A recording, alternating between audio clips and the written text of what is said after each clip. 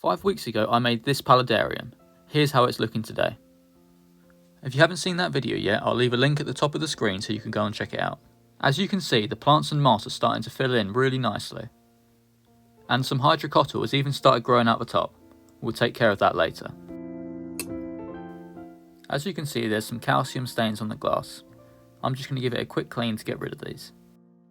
They're completely normal and just down to hard water. If you've got a keen eye, you've probably noticed I've added some more bucephalandra since the first build. They were left over from my Nano Cube Terrarium build, so I thought I'd throw them in here. I've been doing weekly water changes and it's been working well so far. There's been minimal algae growth, which is ideal. I use a pipette to roughly remove half the water, and at the same time use it to remove any algae or waste build-up. If you watched the initial build video, you would remember that there was a little snail living in the water feature. I'm happy to say it's doing great and has been working hard to keep the glass clean. It's so cute, I think we have to give it a name. If you've got any good names, let me know in the comments below. That's most of the water out, time to fill it back up.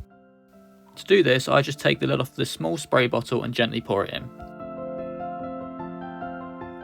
And then using a stick, I level out the sand. Time for a little trim. I'm only going to do a little bit of trimming as I still want the plants to grow in a lot more, but doing this now should help maintain a tidy look. I'm going to replant the small cutting of Hydrocotyle towards the bottom to get a more dense look. Some of you asked where I got this tank from. I actually made it myself.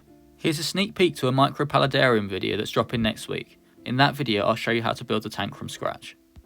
Make sure you subscribe so you don't miss any future builds. Now if you want to watch the build video for this paludarium, hit the top video, or if you've already seen it and want to watch another video, check out the bottom one.